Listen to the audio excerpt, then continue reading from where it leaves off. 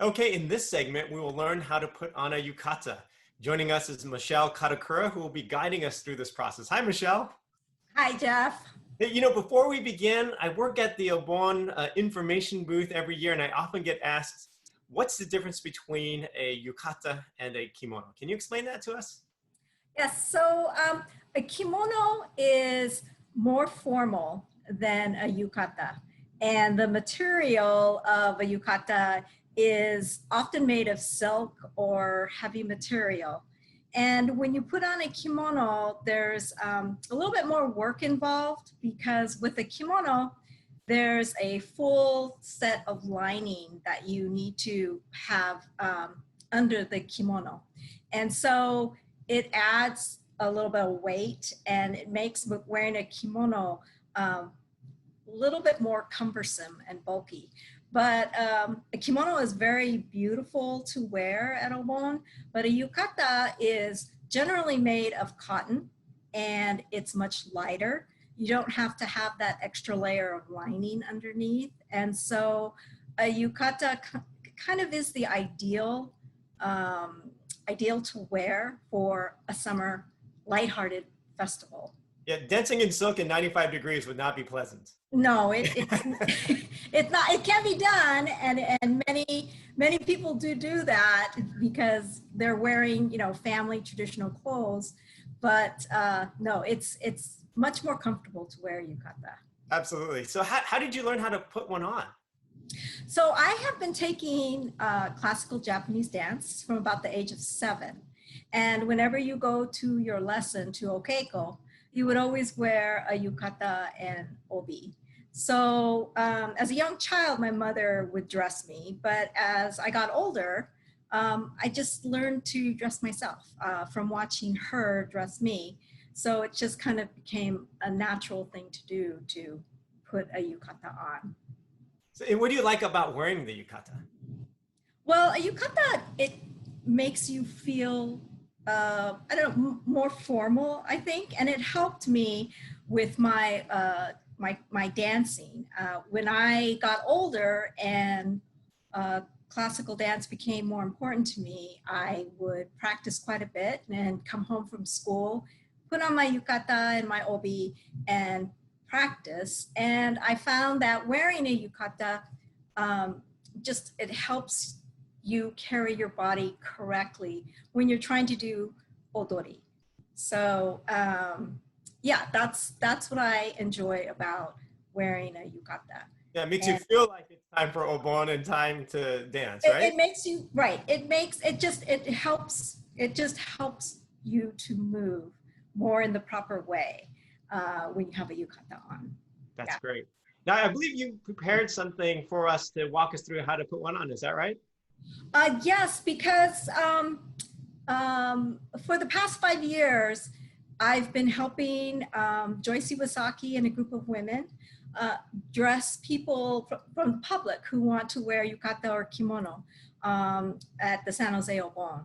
And what we have found when people come is either they don't have the proper items with them, or especially on the Saturday night, we have it's overwhelming the number of people who come to dance and people who come to dress. And so, yes, it would be very helpful. And I think this is helpful if people would like to learn how to dress themselves and then just to be prepared and have all of the correct items so that people who are dressing them, they'll look nice. So people will look nice. Great. Okay. Well, let's go to the presentation. I think you prepared a PowerPoint for us to walk us through how, if people are interested, how you actually put it on and what the steps are. Do you have? Yes, it's been a big part of Obon to have a lot of people from the public who like to dress in yukata. And so it's a really fun experience to help people get dressed. But what we found was that it's a real challenge when people come to get dressed and they really don't have the proper items. Mm-hmm. And also, we really do get overwhelmed with the number of people that come to San Jose. Yeah. And so it would be helpful if people did know how to dress. So this, we're hoping that this will be very helpful for people. That's great. Yeah, let's get to it. I'd love to learn. Okay, so on this first slide are the minimum items that you need, and this is for yukata. This is not for kimono. This is for yukata, and it's so this is the list of things that you need. The top three are the minimum. You need the yukata, you need an obi, and you need the himo. And then the undergarments and some of the other things are really nice to have, but the top three are the requirements. So we're gonna step through this. So the yukata is what you want is you want a correctly made yukata made from cotton. And there are, you know, if you're they make different sizes now available. A yukata is made with panels of cotton material, and now they're making it so that the panels themselves are wider, so that larger size people can wear them and wear them correctly. So what you want to avoid is garments that are more made to be worn as a robe, and they sell these in more Western stores, but you want to avoid those because it's very hard to dress in. And those are the garments that don't have a back seam, side seam, or front seams. And then the obi, which you want to have matching the yukata, and it should be long enough so that it can wrap around you twice and tie in a bow. The other absolute must is 3 koshihimo. You don't see these, but this actually ties and keeps everything together. So these need to be long enough to go around your body twice and tie in a knot. So the correct undergarments are really nice to have because it's just more comfortable, and it helps the yukata lay nicely. And so all you need for a yukata is just the harajiban, which is like a t-shirt, and a kedashi, which is a slip that follows the line of the yukata. So you just tie it left over right, and the kedashi has a tie with it. So things that are nice to have is this obi-ita that keeps the obi from getting wrinkles in it. And then the geta is nice to have. So we're just gonna go through the steps of putting on a yukata. So when you put a yukata on, it should drape to the floor. And you want to center the back so that back seam lines up with your spine. So the first thing you're going to do is you're going to adjust the length. And so you do that by grabbing the edges and pulling it forward so that it hugs the back of your body. And the length that you are going for is, it should hit you right at your ankle bone, right at the bottom of your ankle bone. So once you've adjusted the length, then you have to make sure that the yukata is going to close correctly. So you're adjusting the width. And what you do is you measure to make sure that the left side will go over both legs and kind of wrap just a little bit around. So once you've adjusted the length and the width, then you can bring the right side over, tuck it up, and then bring the left side on front. The most important thing is you always have to have the left panel being on top. If you do it the other way around, I kind of liken to wearing your clothes inside out. It's very wrong. And anytime I see somebody, if the right is over the left, I kind of just want to tell them, can you get redressed, because it's just wrong. Pay attention to this step. Yes. Yeah. So it's always left over right. In anything that you put on that's Japanese, it's left over right. So this is where the himo comes in. You tie it very, very tight, just above your hip bone. And the one thing about this one is this is the one that actually keeps you all together. If you tie it loose, by the end of the night and all the dances that you do, you're going to look very sloppy. So this himo is really critical to tie it tight. And so you really want to make sure that you're happy with how it looks at this point. You want to make sure that the length is correct. So once you've done that, you just smooth out the top, and you can put your hands in to get all that extra length flattened out in front and in the back. We'll do the same in the back. And so this is, again, where the seams are important. You want to center the seam, the back seam, and then you pull the collar down. You don't want the collar like wrapped up really close to the back of your neck. You want to be comfortable. And then you adjust the front so that you have that nice V shape right at the center. And then you tie your third himo. So here you just want to check everything. You want to make sure that once you have that second himo on your yukata, you make sure that the back seam is straight, the wrinkles are out, you're happy with everything. And if you have an obijime, this is where you would put that on.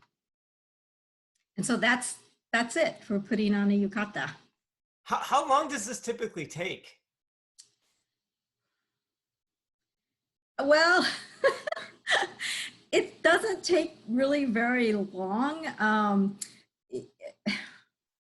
Maybe, I don't know, five minutes. 10. Oh, not too bad. Okay. No, it doesn't. I mean, it just depends on how used to doing it. Yeah. So, like, for practice, it was just practice, boom, you're done in 5 minutes, putting the obi on and everything.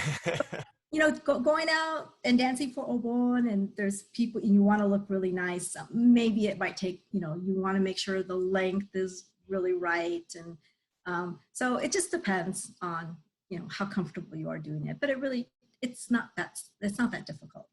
Okay. And in normal years, I know the church invites the public to bring their yukata in on the 6th Street building. Right.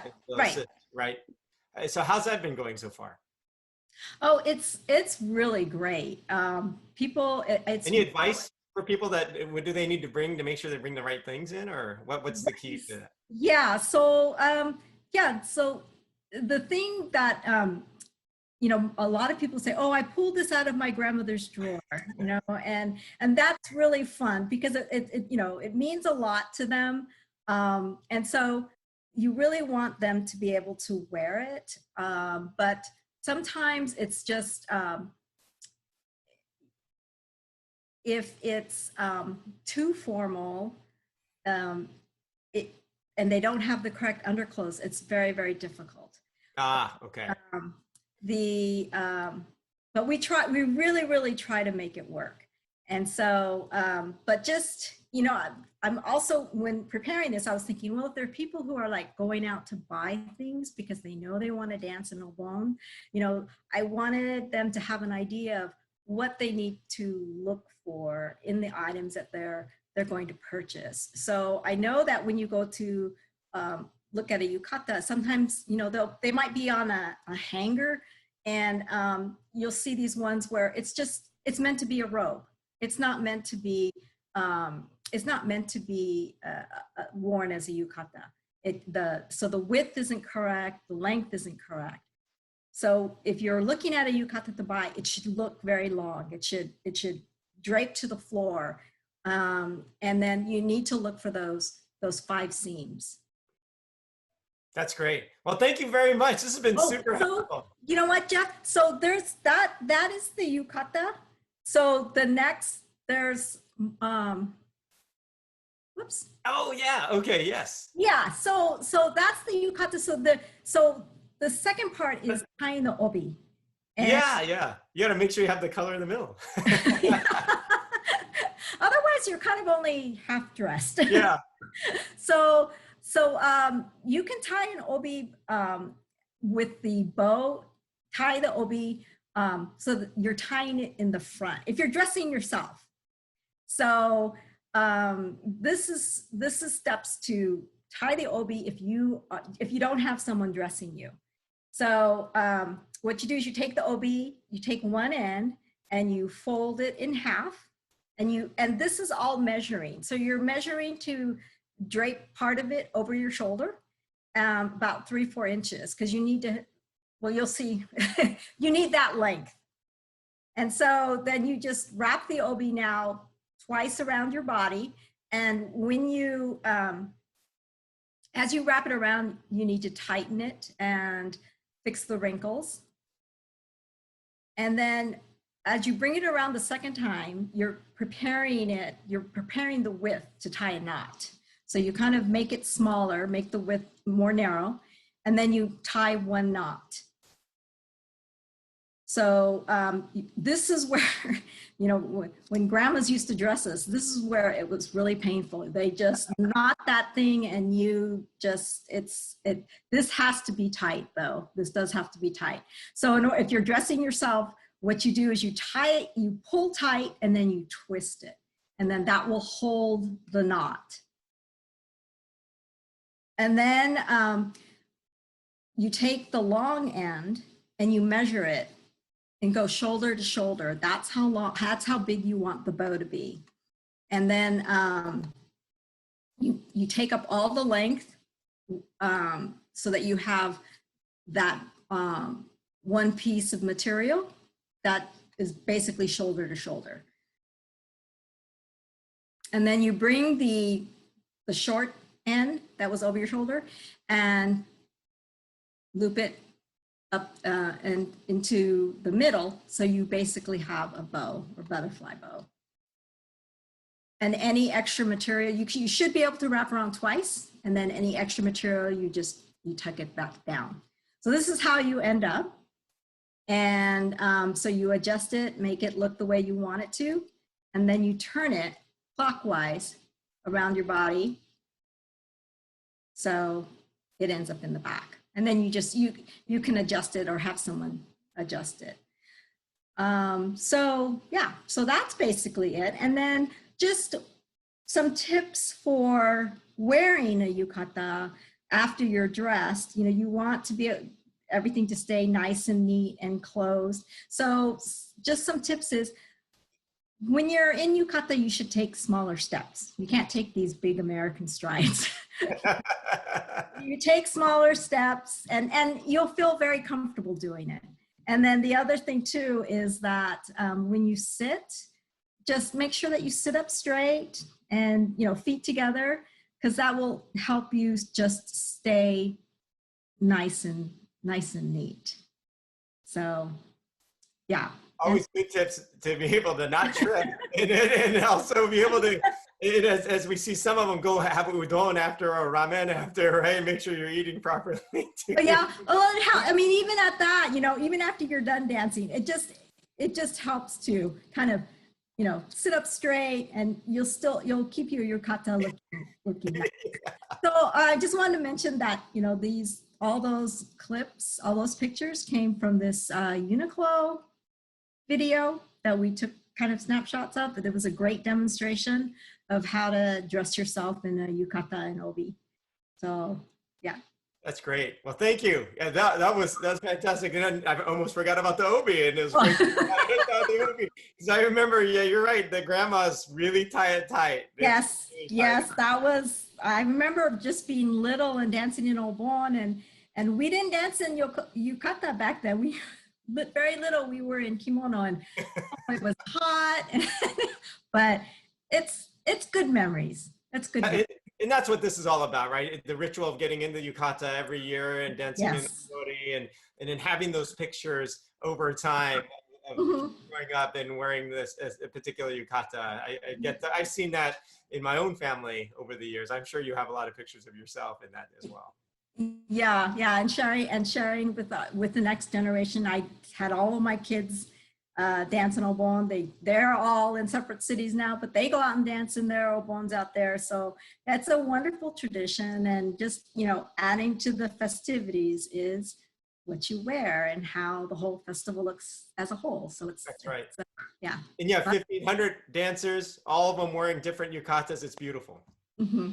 That's great. Absolutely. Absolutely. Well, thank you very much. This has been really fun. I appreciate it. Well, thank you. Thank you. And hopefully we'll see you in person in 2021. Right.